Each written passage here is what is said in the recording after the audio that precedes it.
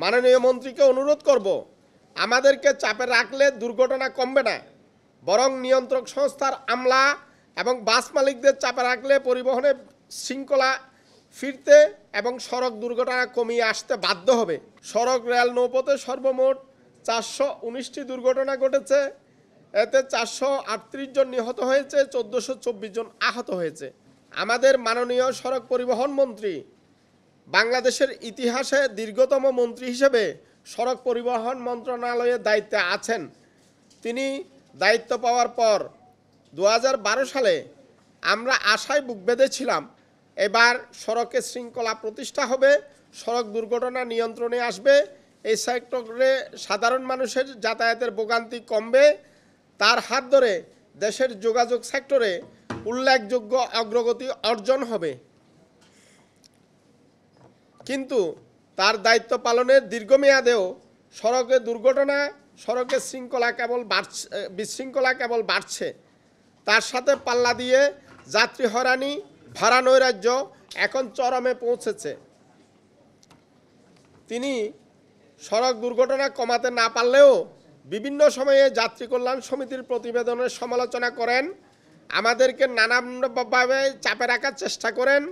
এতে করে নিয়ন্ত্রক সংস্থা সহ সড়ক নিরাপত্তায় নিয়োজিত সংশ্লিষ্ট আমলারা আশকারা পায় বলে আমরা মনে করি। মাননীয় মন্ত্রীকে অনুরোধ করব, আমাদেরকে চাপে রাখলে দুর্ঘটনা কমবে না, বরং নিয়ন্ত্রক সংস্থার আমলা এবং বাস মালিকদের চাপে রাখলে পরিবহনে শৃঙ্খলা ফিরতে এবং সড়ক দুর্ঘটনা কমিয়ে আসতে বাধ্য হবে। বিগত ঈদুল ফিতরে যাতায়াতে সারা দেশে সড়ক মহাসড়কে 399টি সড়ক দুর্ঘটনায় 407 জন নিহত হয়েছে, 1398 জন আহত হয়েছে। একই সময়ে রেলপথে 18টি দুর্ঘটনায় 24 জন নিহত, 21 জন আহত হয়েছে। নৌপথে 2টি দুর্ঘটনায় 7 জন নিহত, 5 জন আহত হয়েছে। সড়ক, রেল, নৌপথে সর্বমোট 419টি দুর্ঘটনা ঘটেছে।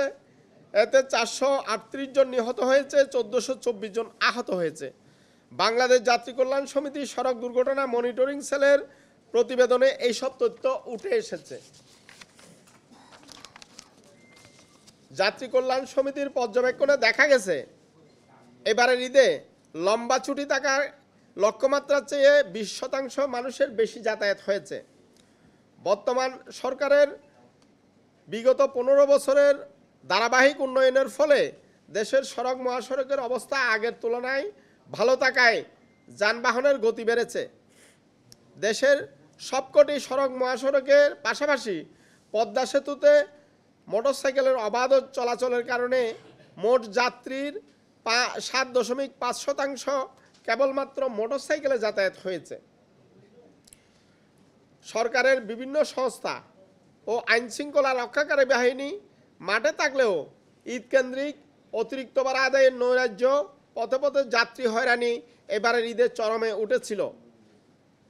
গণপরিবহনগুলোতে ঈদকে কেন্দ্র করে অতিরিক্ত ভাড়া আদায়ের নৈরাজ্যের কারণে বাসের ছাদে, ট্রেনের ছাদে, খোলা ট্রাকে পণ্যবাহী পরিবহনে যাত্রী হিসেবে জীবনের ঝুঁকি নিয়ে দরিদ্র লোকজন ঈদে বাড়ি যেতে হয়েছে।